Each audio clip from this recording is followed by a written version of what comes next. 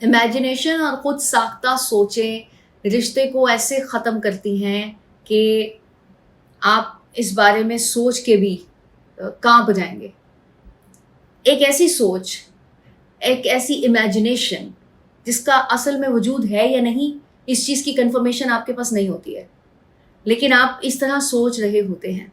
बहुत से मेरे फ़ोन पे क्लाइंट्स या कपल्स जब बात करते हैं और रिलेशनशिप के हवाले से अपनी चीज़ें शेयर कर रहे होते हैं, तो कॉमन एक मसला जो कि 90 to 95% मैंने ऑब्ज़र्व किया है, वो ये है कि अगर आप रूटीन से हट के अपने पार्टनर की कॉल नहीं उठा रहे या उसका रिप्लाई नहीं कर रहे या किसी तरह कांटेक्ट नहीं कर रहे और आधा घंटा, घंटा, 2 घंटे, 4 घंटे हो गए, तो सबसे पहले ये सोच आती है कि मुझसे बर्दाश्त नहीं होता कि वो किसी और के साथ तो नहीं बैठा हुआ। मतलब आपके पास कोई क्लू नहीं है, कुछ नहीं जानते आप, बिल्कुल भी नहीं पता कि वो कहाँ बैठा होगा, लेकिन ये खुद से क्रिएट होती है सोच कि वो किसी और के साथ तो नहीं बैठा हुआ, कहीं किसी और लड़की के साथ उसके ताल्लुकात तो नहीं है। लड़के के बारे में ये सोचा जाता है और इसी तरह लड़का भी लड़की के बारे में सोचता है कि वो किसी और से भी तो इसी तरह से बात नहीं करती है। आप किसी के करैक्टर पे उंगली नहीं उठाते, लेकिन ये सोच सिर्फ और सिर्फ इसलिए क्रिएट होती है कि आपका जवाब नहीं आ रहा। ठीक है, करैक्टर पर उंगली उठाना वो बिल्कुल एक अलग तरह की सोच होती है, अलग तरह के लोग होते हैं। ये हम नॉर्मल अच्छे अच्छे लोगों की बात कर रहे हैं, और एक ऐसी सोच जो कि अचानक से आ सकती है। मैं ये नहीं कहूँगी कि नहीं आएगी, लेकिन आती क्यों है हम इस पे बात करेंगे ताकि हम उस पर वर्किंग कर सकें कि ऐसी सोचें ना आए। अच्छा, पार्टनर कहीं और इन्वॉल्व है, इस तरह के व्लॉग्स मैंने पहले बनाए हुए हैं और किसी और के साथ इंटरेस्टेड है, ये भी बनाए हुए हैं। अभी इस सिचुएशन में हमें ये नहीं पता कि वो इन्वॉल्व है या नहीं है, वो कहाँ पे है। सिर्फ और सिर्फ ये हमारी इमेजिनेशन होती है कि सामने वाला पता नहीं कहाँ होगा, और पता नहीं के साथ साथ वो एक और लाइन जुड़ जाती है, कहीं किसी और के साथ तो नहीं। तो उसका हल आज के व्लॉग में आपको दूंगी।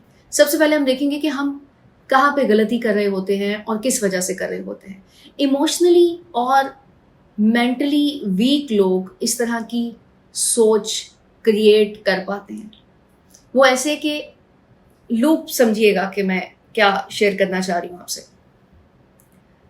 आप जब ये सोच रहे हैं, जो लोग सोचते हैं वो ये व्लॉग जरा गौर से देखें, जो फेस करते हैं वो भी देख लें। जिस वक्त ये पहली सोच आई कि वो पता नहीं कहाँ होगा, नंबर 1, आपको अपने रिलेशनशिप पे भरोसा नहीं है। नंबर 2, आपको खुद की जात पे भरोसा नहीं है कि कोई भी आएगा और आपकी जगह रिप्लेस कर लेगा। नंबर 3, आपने अपने रिलेशनशिप में कुछ इस तरह की 2-4 चीजें नहीं रखी हुई जो आपके पार्टनर को कहीं से प्रोवाइड नहीं हो सकती। रिश्ते को खूबसूरत बनाने के लिए और खूबसूरती के साथ चलाने के लिए ये बहुत ज़रूरी होता है कि आपके और आपके पार्टनर के बीच में कुछ ऐसी बातें हों जो कि सिर्फ आप उसे प्रोवाइड करते हैं या जो सिर्फ आपके पास से मिलती है।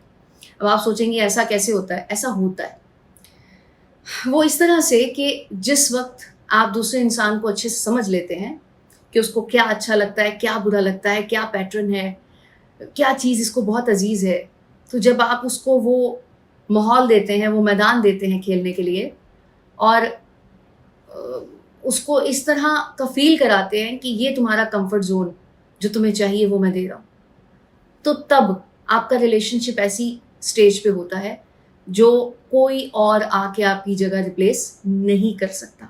ठीक है, तो इस तरह की सोच आने का मतलब ये भी होता है कि ऐसा कुछ नहीं है आपके बीच में।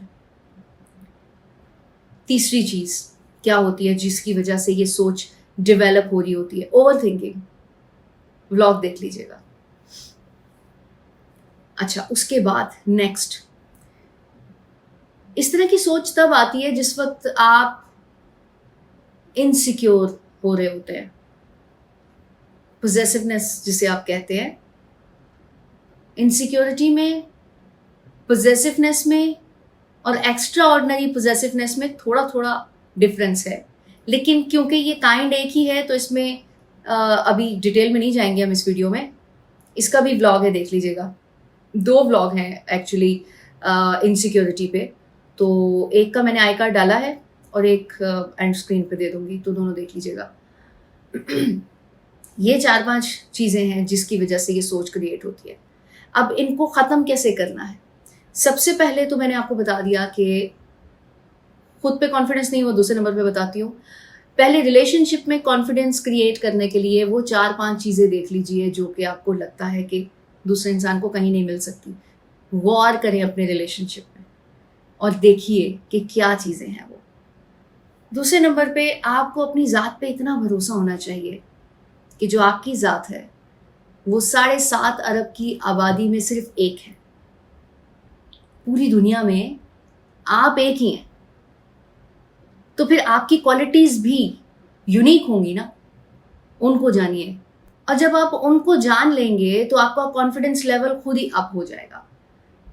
और जब ये चीज़ें आप मद्देनज़र रखते हुए इनसिक्योरिटीज़ को कम करेंगे तो तब इस तरह की सोच नहीं आएगी।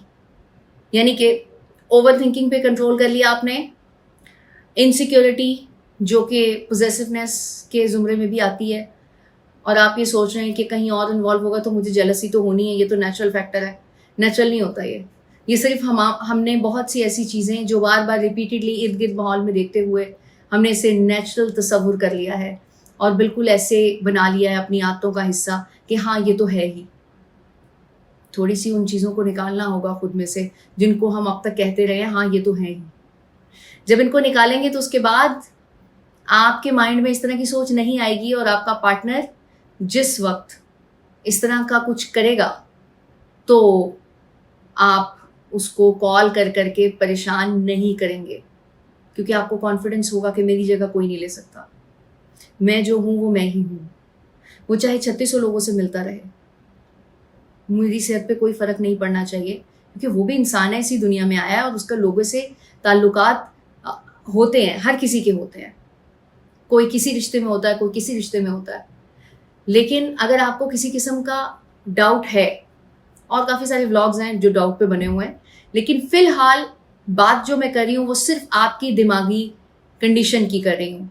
लेट्स सपोज कि अगर आपको कंफर्म भी है कि उसकी लाइफ में कोई और है, तो तब भी याद रखिएगा कि आपके पीछे भागने से, आपके खींचने से वो नहीं आने वाला। आप उसे आज़ाद छोड़ेंगे, उसको सोचने का मौका मिलेगा, तो तभी उसे आपकी इम्पोर्टेंस का अंदाज़ा होगा। आपकी इम्पोर्टेंस आपने खुद से बावर करवानी होती है, ना कि उसे घसीट घसीट के और डरा डरा के कि हाँ जी तुमने आके हाजिरी लगानी है मेरे पास और सही टाइम पे आना है। वो खौफ में आ रहा है जी, खौफ में आके बता रहा है हाँ जी बेगम मैं यहाँ गया था, मैं यहाँ गया था और ये किया था मैंने, और इस तरह से फलाने बंदे से मिला था। इस चीज़ की क्या ऑथेंटिकेशन है कि वो आपके साथ अभी भी सच बोल रहा है, झूठ बोल रहा है? कोई ऑथेंटिकेशन नहीं है ना। झूठ बोलना ठीक है, गलत बात है। झूठ सुनना गलत बात नहीं है, इट्स ओके। जब भी कोई इंसान झूठ बोलता है ना, वो किसी प्रेशर में आके बोल रहा होता है, किसी चीज़ को छुपाना चाहता है, क्योंकि वो उसको पता होता है कि अगर मैंने सच बता दिया तो इससे हजम नहीं होगा।